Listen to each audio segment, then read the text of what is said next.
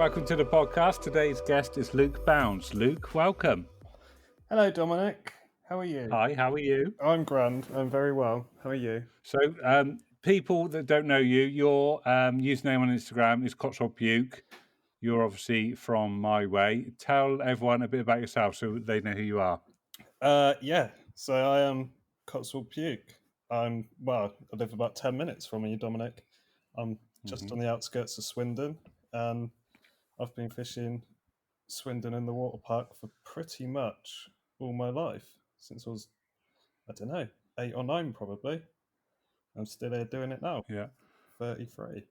I'd imagine we probably started on the same lake because I think you grew up right by it, as did I. Yeah. Old Peatmore Lagoon. Yeah. What? I nearly died there. Did you? Did I tell you about that story? Yeah, when I got stuck in that quicksand. No. I must have been 10 or 11. No, we were fishing, nothing was happening, so we went and got our nets and just tried to grab some gudgeon out of the river. Yeah. That comes into it. I stepped on what I thought was grass, but it turned out it was moss over this quicksand. And it just disappeared rapidly. And it went up to past my waist. I thought, oh my God. This is the end of this me. is my time. Chasing gudgeon. Yeah, this was before mobile phones. Yeah. Yeah, exactly. Well worth it. Before mobile phones, and my brother had to run to a phone box or get some passers-by to come and help, and had to put a pallet down and drag me out. I lost a welly, and eventually my mum and dad came when they phoned them, and I had to ride home with a welly missing and covered in this drying clay quicksand stuff. Yeah, you want to watch out for that Peatmore quicksand, mate. It's deadly. Yeah. Good lake to grow up. Where did it go from there then? So did you go straight into carp fishing? Well, no, I didn't start carp fishing. I started off just fishing for whatever would be stupid enough to hang on the end of my rod. But I went from doing that, sort of tiddler bashing and float and feeder fishing, to accidentally catching carp from Peatmore Lake, and kind of stuck with it from there. Decided from there I was going to commit to just trying to catch the carp in that lake, and then that turned into sort of finding out which ones the bigger ones were, and then staying on there and trying to chase them till I ticked them all off the list. Which over the years, what was the biggest one you had from there? It's just over £30. I had that fish 4 times in the end, but only once over £30. Yeah. There was a mysterious £30 mirror in there that used to always get caught by geriatric men using 16-metre poles. Normally a bailiff. That wasn't from old John Wagner's swim, was it? Probably. Used to always get caught at the edge but with someone using a pole, which obviously wasn't me. Yeah. But yeah, no, I did catch it a few times. I had a couple of times off the top when it was a bit smaller, and then had it £30 off the bottom on some boilies at the time, which I bought because they looked like trout pellets. And at the time, I think rules have changed considerably. This was 20 odd years ago, but at the time it was very anti-carp fishing on the lake. So I'd bought some, I can't remember what they were, some brown dumbbell boilies, coated them in salmon oil and dusted them off with brown ground bait to make them look like trout pellets. And yeah, I did all right on that. That was a good tactic for the final year I fished it. Nice. There was a Chinese restaurant, well, there still is actually, right by the lake, wasn't there? Did you ever have any of the chefs come round trying to buy the carp off you? Yep. Yeah, there was quite often. Yeah, me too.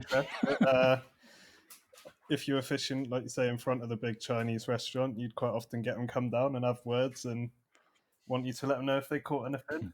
I can also remember their pond in front of the restaurant that to start with just had koi carp, and then all of a sudden it had double figure mirrors and commons that I'm sure were not meant to be in there, but they appeared in there around the same time that there was all these different traps and long lines and stuff being put in the lake. I remember as a kid, I used to sit there just fishing the whip when I was first getting into it, and there would just be a Chinese man stood behind the peg. He wouldn't say anything. Yeah. He just stood there observing for half an hour, and I'd be like, this isn't weird at all. Oh yeah, this is just all right, mate. Yeah. Yes. Yeah. Yeah, that was me fishing there, about 9 years old, with that Chinese man stood behind me. And then, yeah, after that, where did I go after that? Oh, my screen's gone blank. Am I still with you, Dominic? Yeah, it's still there. It's probably just whiz your finger across the mouse thing Oh, and yeah. come back. Oh, yeah, it's got a screensaver on it, Yeah, but obviously go on. don't need it anyway. Yeah, after that, what did I do? I got myself a syndicate ticket when I was. So I must have floated about and done a bit all over the place, like different park lakes around Swindon and different places like my mates' dads would give us lifts to and whatnot because we couldn't drive then. And then when I was, I reckon, 17 or something like that, got a syndicate ticket, little place called Bramblemere. Um, Probably 17-ish, I reckon, something like that. Got a Yeah. Bramblemere ticket. That came about through. I was fishing out on a canal out near Hungerford, carp Mm-hmm. fishing in a winter. Wouldn't like to guess what winter. Mm-hmm. Me and a mate, and a chap came up to us and had a chat. Asked us if there was much in the way of roach and perch and whatnot else. And normally, you sort of can begrudge talking to people like that, if you know what I mean, for too long. Yeah. And this guy we ended up getting on quite well with. Chatted to him for a while, and he mentioned to us that he had this syndicate, and just sort of through chatting and being polite. Long story short, we've ended up getting tickets. So yeah, started on there, 17, 18, and that was like my first like gravel pit fishing.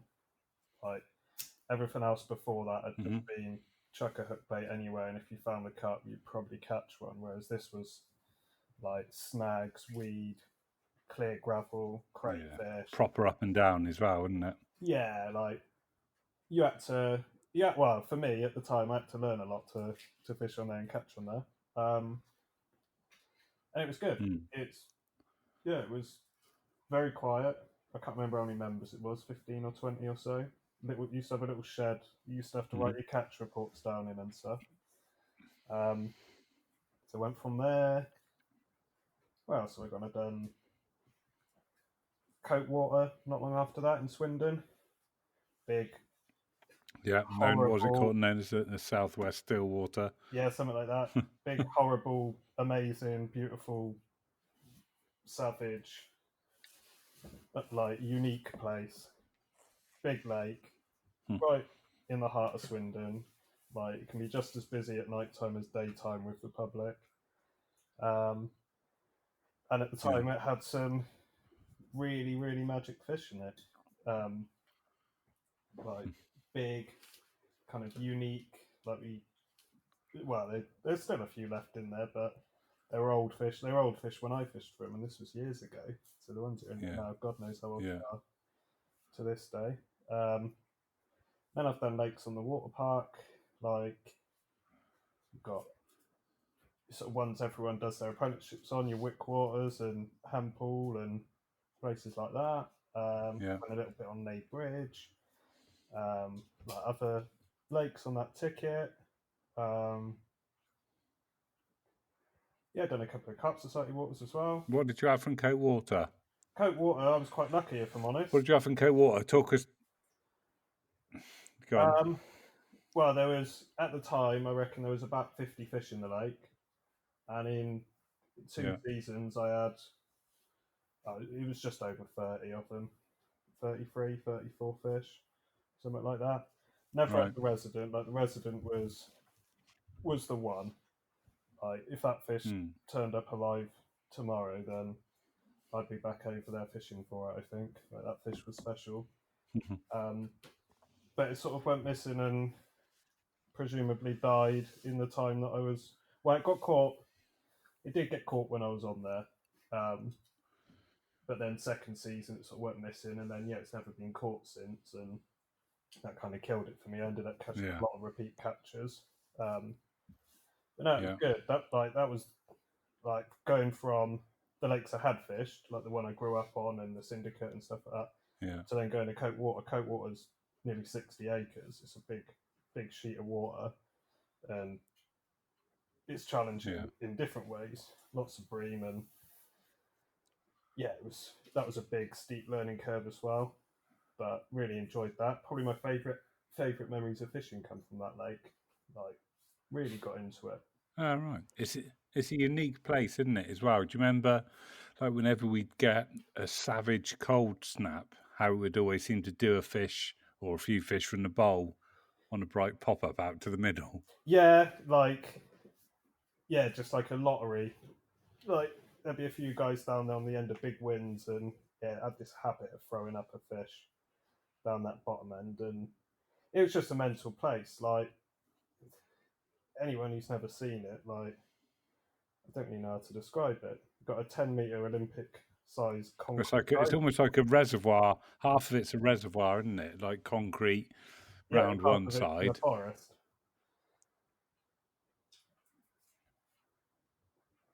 Like, it was quite So normal. again, it went. So yeah, like you say, you got half of it's like a concrete, almost drinking reservoir, and then the other half of it's set in a woodland. Yeah. And it was Sort of some on the edge famous of, names went on there as well, didn't they, in the past? yeah. Like, for me, seeing Mike Wilmot's book and the Coat Water chapters in there, and that was kind of a big thing, a big drive behind getting on there in the first place. Because like that was before my time. But yeah, it has been one that's attracted a few named anglers, if you call them that. Used to have well, it's always had strange tickets. Used to be one that you had to live. You had to have a Swindon postcode to be eligible for a night ticket. Then they got rid of that, and sort of anyone could get a ticket. And then when I was on there, they had a ticket for people that were on job seekers, which was always quite controversial among the anglers on there because they were paying, I think, a third of the price of the people that were working, and then through not working, they also got a bit more bank time than everyone else. So got a cheap ticket, got more time on the bank.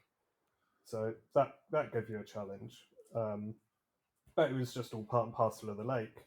Like, I wouldn't have changed it, and fished on there with a couple of very good friends at the time. We were doing dog walks every other day, putting bait in, and like work nights were just routine. And yeah, it was good, really, really good. Kind of learned a lot, and was happy to call it a day when I called it a day on there because, like I say, the one I was really after, somewhere around that time, it disappeared, and I think either otters or old age got to it. It's quite an old fish, wasn't it? Oh yeah, very much so. Yeah. So where did you go after Coat Water? So that was probably when I started doing, went over to the water park then, and have been on there ever since. I've fished probably too many lakes to mention over there, but yeah, ones I've put in sort of a whole season's worth of time. I don't know, I had a couple of good years. I did one season on Farriers, Carp Society's Farriers Lake. Yeah. When was that? What year? I wouldn't like to guess. Maybe 5 years ago, 4 or 5 years ago. Okay. Yeah. That was good fun. Like, totally different to anywhere I've fished before. Like, relentlessly busy. Lots and lots of rules to adhere to, and eyes on you at all times from everyone else fishing, wondering what you're up to and stuff like that. So, yeah, that was challenging, but again, good fun and like a ridiculous stock of fish compared to sort of anywhere else in the Cotswolds. It's a bit of an anomaly, really. I reckon there's probably 90 fish over £30 in there when I was fishing it in 25 odd acres. And about 100, probably 150, 160 fish in total. So good stock of fish. I don't know. How did you get on? I think I had 44 fish in the one season I did. In the end, it was quite funny. Like, I don't say I got bored of catching big commons, but like for anyone that doesn't know, farriers is pretty much exclusively commons. There's a handful of really special mirrors in there, but being able to single them out's almost impossible with the rules of not being able to stalk between swims and things like that. It's very hard to pick out the mirrors. So you do wade through a lot of commons, and I had 44 fish and I had 44 commons. So there was one fish in there. It was a big orange koi, like giant goldfish, £34, £33, something like that. And I've never ever fancied koi at all. They don't do nothing for me, but it was different. And when my ticket was drawing to a close and I had like 6 weeks left or so, I ended up having a bit of a thing for this big orange goldfish, and was just turning up, walking around the lake and trying to find him and fishing for him. And like, he loved a floater, but was the smartest fish I've ever fished for on the top. And yeah, it got to a point where I'd put in the gate and do a lap round, and people had, knowing that I was sort of only trying to catch that fish then, they were sort of telling me where they'd seen it and pointing me in the right direction, and then I'd go off and find it and set up my quick overnighter just trying to catch this big £35 koi, which I never did catch, and I won't lose any sleep about it because it should be a pond, but it was a fun little quest. Like, the thing ate me control float twice, like fully swam off with it in its mouth and had to pluck it out with, give a little semi strike on the rod and pluck the float out of its mouth. But it wouldn't take a picture within anything that was within a foot of the float. It'd take, but then anything within sort of 10 foot of that, it wouldn't take. Then anything further away, it'd mop them up. So, like, if I was to ever try and fish for that fish again, I'd go on there and use like a 6-inch hook length, I think, on the top. Yeah. That was fun. And then from there, I moved on to horseshoe. So I kind of did it backwards. I think a lot of people do horseshoe first, and then go for farriers, which is the syndicate option of the Carp Society. Yeah. And yeah, horseshoe, I fancied. They got some really old fish in there. They got a couple of beautiful old levers, like, get massively overrated because everyone thinks a horseshoe of these scaly carp, which are equally as amazing, but there's not many kind of true levers on the water park. And horseshoe, I knew I had a few in there, so I got myself. That was a 6-month ticket for that. Went over there and did me a bit on there, and was lucky enough to catch, like, I sort of had a list of like 5 or 6 fish. I said if I can catch one of them, I'll be well happy. Like, there's 800 odd fish in horseshoe, maybe more. So again, picking out individual fish out of 800 fish, like, chances Yeah, be few and and far such a between. vast body of water as well. Yeah, and you've got the same, like, being a Carp Society water, so you've got the same rules. So you can't stalk between swims. So quite often the little, like, hidey holes under canopies of trees that the fish get under and will happily have a feed on, they're classed as out of bounds. And it makes targeting individuals not impossible but difficult. I managed to catch a fish called the one-eyed linear out of there reasonably early on after I went on, and that was like number 1 on the most wanted list. Had him on. Right. That was a zig. I'd had a few off the top. Had a real good day on the top, and then they sort of started getting a bit funny. And stuck a zig out a couple of inches below the surface and hooked something better. See it roll about 30 or 40 yards out, and then knew what fish it was then. And ended up having to go swimming to the next swim to land it because it charged off up that way. Like, incredible fish. Probably, well, it's up there as being the nicest looking carp I've ever fished for. Oh, nice. You did a bit of time helping out, didn't you, with the junior carp camp on there? Yeah, that is correct. I have done that, I don't know, 3, 4, 5 2 times. Yeah, I've done that a few times. Yeah, it's good fun. Really, really good fun. Yeah. Like How did that come about? that first came about.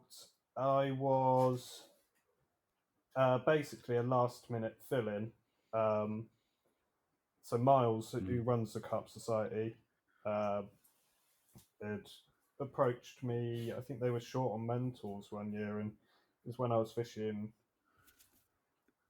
I can't remember if I was fishing farriers or horseshoe. It was when I was fishing one of the two, and yeah, Miles gave me a call and asked if I wanted to mentor or if I'd give him a hand, and was quite happy to.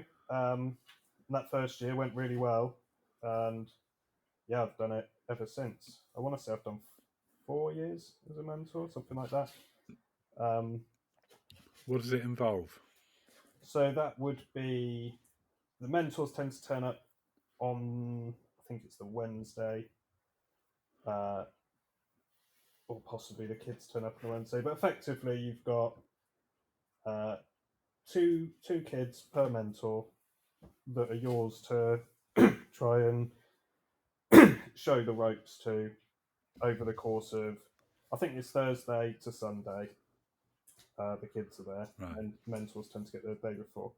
And you might get two kids that have caught as many big carp as you have and have better kit than you have, or you might get two kids that have never caught a carp, or one of each. Like it's a real mix, but being able to try and pass on a little bit of knowledge is, yeah, it's quite rewarding. It's also the most tiring weekend of the year, but yeah, it is good.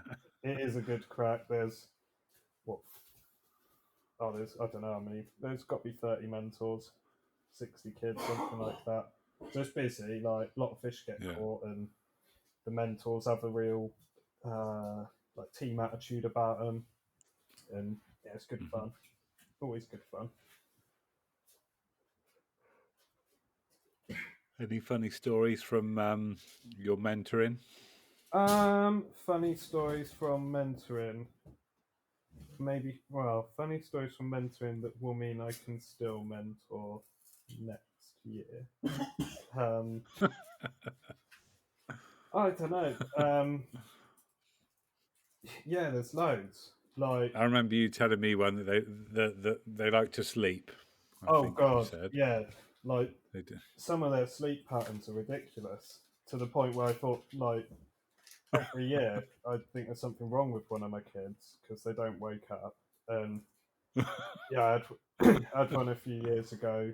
I had a couple of really nice lads, and we were fishing right in the edge, like less than a rod length, and we've had a take at God knows what time in the morning. I've sprang out to the rod, it like instinctively, thinking that my kid who's in his brolly like 6 feet away from me and the rod would also wake up, but he hasn't. So I've given him a shout, and as I've eaten this fish, it's just like lolled on the surface. It's not bolted off or anything. It's just led there, and I've seen it and gone, oh, like fuck me alive, that fish is lovely. And then the kids come bundling out. He's hit his head on the top of his brolly as he's come out and like poked his eye on one of the ribs and sort of bundled the rod to him as he's taken the rod. Like the fish has finally woken up, thank God, and he's had a little fight with the fish and landed it. And next day we had to call the medic over because his eye swelled up like I'd beaten him up, and he had to phone his dad, showing his swollen eye that he couldn't see out of anymore. But well, the medic thought it might have been an insect bite, but it also might have been the poking the eye he got from the rib of his brolly when he got up at 3 a.m. He was fine. He was well happy. What else has happened at Cup? There's loads of stuff happens at Cup Camp. Like, it's just, as a mentor, like I pretty much don't get any sleep from start to finish because you're trying to fish with like, I can imagine you're like a parent as well. Yeah, you're a parent. Like, I mean, sometimes you're literally telling the kids like to go to bed because it's a it's a 40 Yeah. kid sleepover to them with a common interest in fishing, and all they want to do is stay up and talk Yeah. about fishing and stare at Mike Wilson and things like that. And yeah, you have to put them to bed, and then they don't like getting up early in the morning. But that's all part and parcel of it. Yeah. And like some of the kids are amazing. They're Yeah. really, really funny, like really strong characters as well. And it's like they quite often will come year on year. So it's nice to see them progress as an angler as they get older. And Yeah. yeah, like it's a mega event. It's been going since like way before I was a kid. I don't know exactly how long it's been going, but long may it continue. Yeah. No, nice. Just move the mic a bit closer to you. You went a bit quiet there. Yeah. After Horseshoe, then you've done Horseshoe and Farriers. Where on the water park did you end up after that? After that, I'd have sort of floated between a few of the club tickets on the park, but not really committed to anywhere massively. Yeah. And then it's we're sort of not far off where we are today. Like I've spent the last 18 months fishing another lake. Yeah.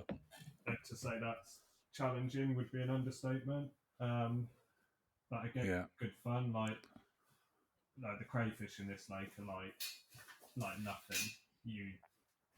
Yeah. That's mental how they've come on in there. Well, you fished the lake yourself, and like when you first fished it, Yeah. how long ago was that? 7 or 8? Yeah. There wasn't any in there, I don't think, really. No, I don't think there was a single. That was In the, 2012, I think it was. say 8 years. Um, yeah, Yeah. and you had big shoals of bream then, didn't you? That were the menace.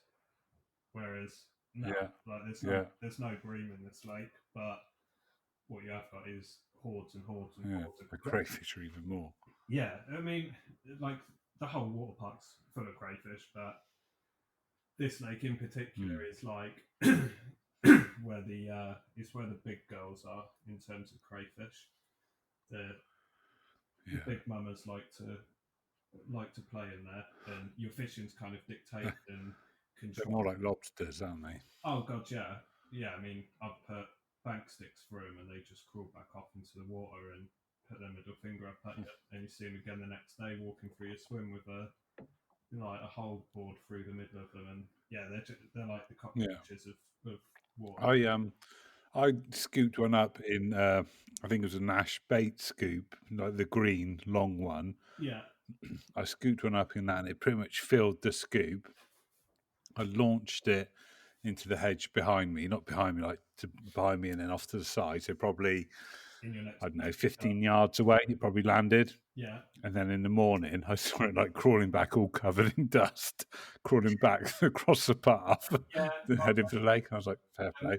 Men's little things like they are incredible, and they're like as a food source for carp, they're like again they're incredible. Yeah. Fish love them. Like I've on more than one occasion. So coming back to Bramblemere, like that was stocked with crayfish.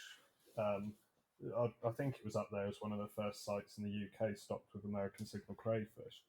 And they originally Right. stocked there as a food source. So you can imagine back then it was rife on there, and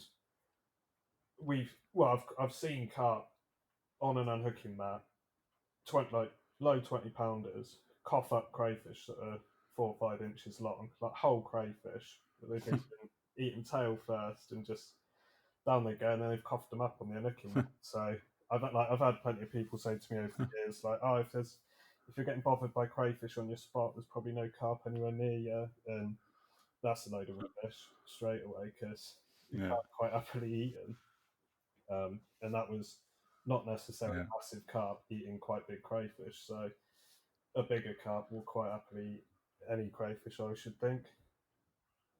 But Yeah. it's interesting. It's a real test. Like it when your fishing is like I haven't used a real hook bait for 18 months. Like as simple as that. Yeah. It's nothing that's real on my hook links for 18 months, and Yeah. like it's a different way of fishing.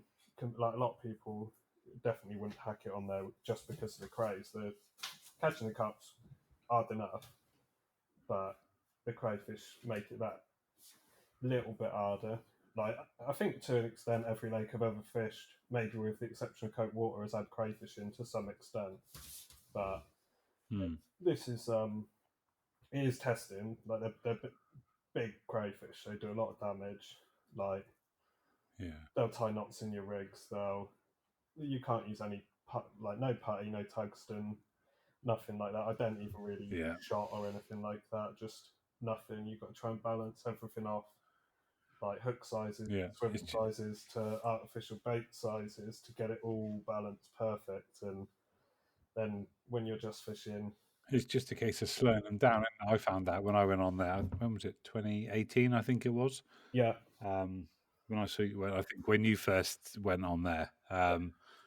And it was, I found like air drying my boilies to the point where they were like pebbles and probably like 3 or 4 mil smaller than the size they started off as, yeah, would just slow them down a bit almost. yeah, It wouldn't stop them, it would just delay them. yeah, yeah. That's it. I mean, like I've been on there 18 months, and even up until just before this lockdown, I was still having mornings where I was reeling in, and all three plastic hook baits on all three rods have been taken off by the craze. Like Yeah, when they're bad, and bearing in mind, like I've fished yeah, baits with crayfish for a long time.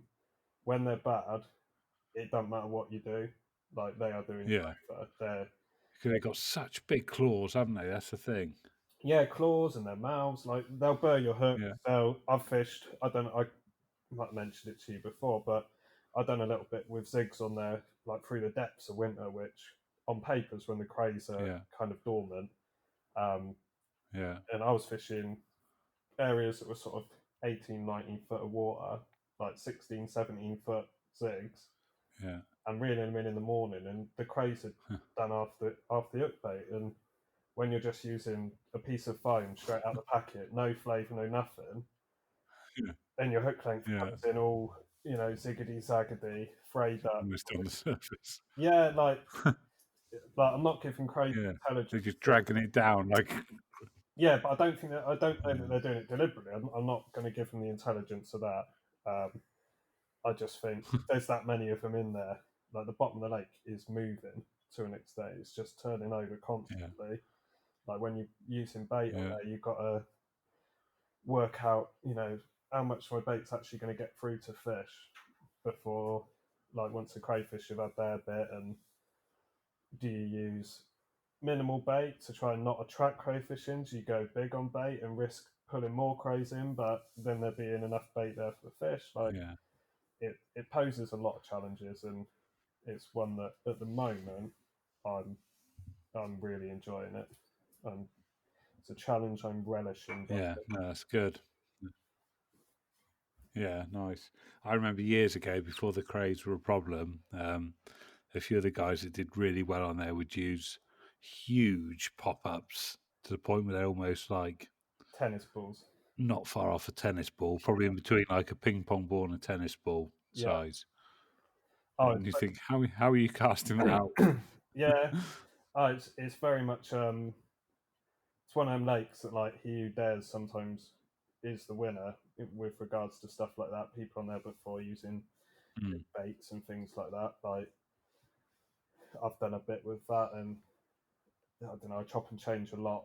What's on the end of the rig, depending on where I'm fishing, what I'm fishing over, and stuff like that. But yeah, it's a hell of a water. It's one that it's busy, and it will certainly get busier, but it is it is yeah, good fun. I do very much enjoy it, and touch wood, like although we see the otters on there quite a lot, the otters hopefully won't do too much damage on there. Like you can never tell, but we were yeah, watching the otter yeah, like through the winter in broad daylight, swimming up and down, doing lengths of the lake, and yeah. But then that's again, as you know, it's part and parcel of the Cotswolds, isn't it? Is the otter presence? yeah, yeah. And you could see. I remember the little route they were taking in and out across the road to go That's from the other lakes into that one as well. Yeah, I mean, Yeah, it's like completely almost bare, wasn't it? yeah, we see them running across like that main road that runs through all the lakes. We see them running across that road quite regularly, and the odd one gets hit by a car. And yeah, it's a not only is it a hub of Yeah, lakes, having cheers. it's a hub of otter activity as well. Yeah, yeah, But because it's food all year round, isn't it? yeah, that's it. We got a few rivers around there and streams that use as their little carriageways to get from A to B, and there's a lot of Yeah, water, and yeah, yeah, they do thrive. And unfortunately, a lot of the lakes can't be fenced, and even the ones that could be fenced haven't been fenced. And yeah, yeah. Too late. it's. I mean, like my argument would be that a fence, even if it's too late, would be maybe better than nothing at all because at least someone can then build something for the future. But Yeah, yeah, like Nate Bridge in particular is one that the club's had opportunity to fence for a long time, and for whatever reason they haven't, and it it's a shame. Um, it's a great shame in terms of the fishing, but yeah, when they're public parks, I think the priority is more the public element of it than the grubby fisherman that yeah, definitely. puts it Yeah, into the fishing's club. always last, isn't it? Yeah, that's it. And like coming back to the lake I fish, there's all sorts of other activities that the lake's used for, and fishing's very much the Yeah, minority activity among everything else that goes on at the lake, and you sort of have to slot in and work around everything else that's going on, and yeah, that's kind of it's just the way they are on these big like public club tickets, though. It's yeah, it is yeah. what It's it is. just like the leaseholders, isn't it? Whoever's got like the majority wins, don't they? Yeah, and like that particular lake, the bank shared between a few different companies, and but then like I wouldn't change that lake for the world. There's a lot of out of bounds on it, and the things that have to add on top of the challenges, and it's like the hardest, worst, mingingest lake to fish in so many ways, but at the same time, Yeah, so cool as well to fish, and like yeah, yeah. My missus always said to me, "So, why do you fish it when it's you come back and you're like complaining about this, complaining about that? So why do you keep going back there?" I was like, "I just love it. It's just a nice place to be, even with all exactly. the hassle." That's it. You come up and you've got Lyme's disease, the ticks and stuff, and you're like, oh yeah, Yeah, just deal with that.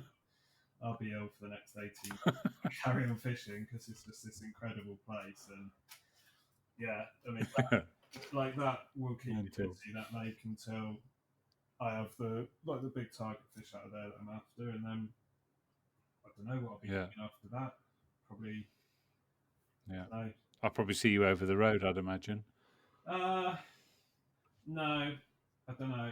At the moment, I've got no like I'm so one track minded where I am now. Yeah, yeah. You can't plan your next move.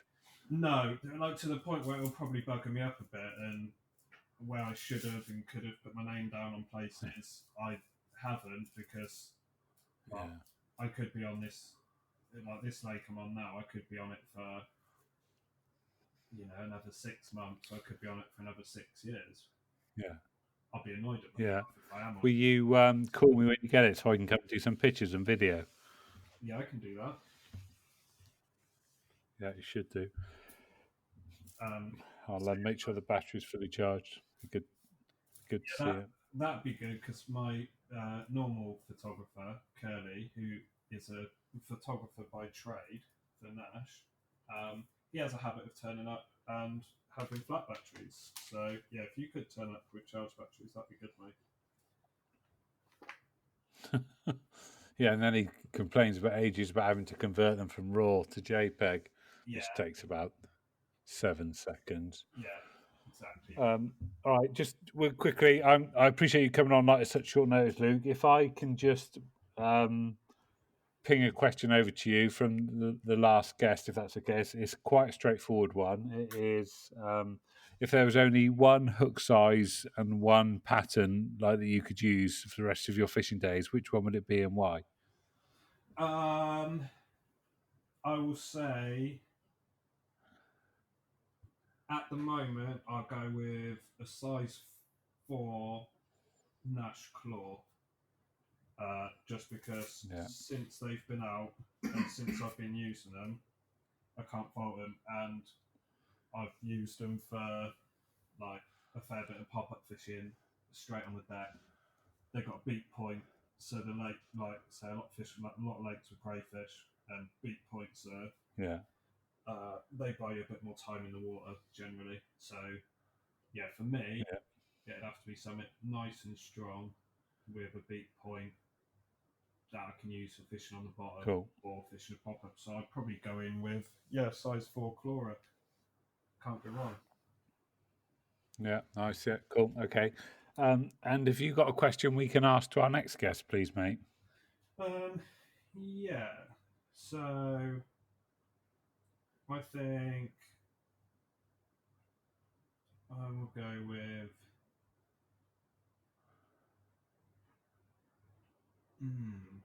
Give me a theme, Dom. You give me a theme, I'll give you a question.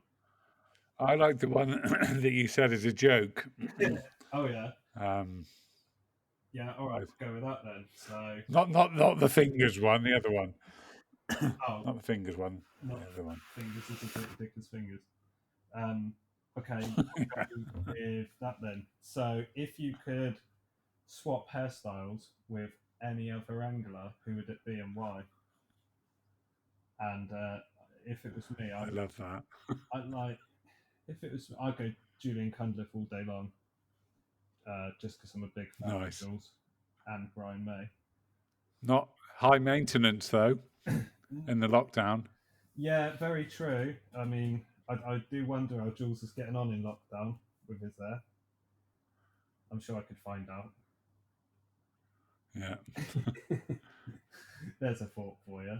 Jules blow drying his hair on lockdown. Yeah, I'm trying to think who I'd go with. One other thing before we wrap up. Can you draw me a carp? You have to do it right a second, obviously. Sketch a carp in 60 seconds, film it or get Curly to film it and take a picture and I'll upload it.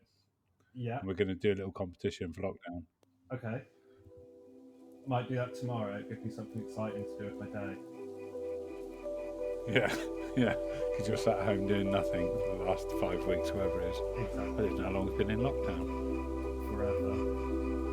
Okay, awesome. Right. Cotswold Puke. Thank you very much.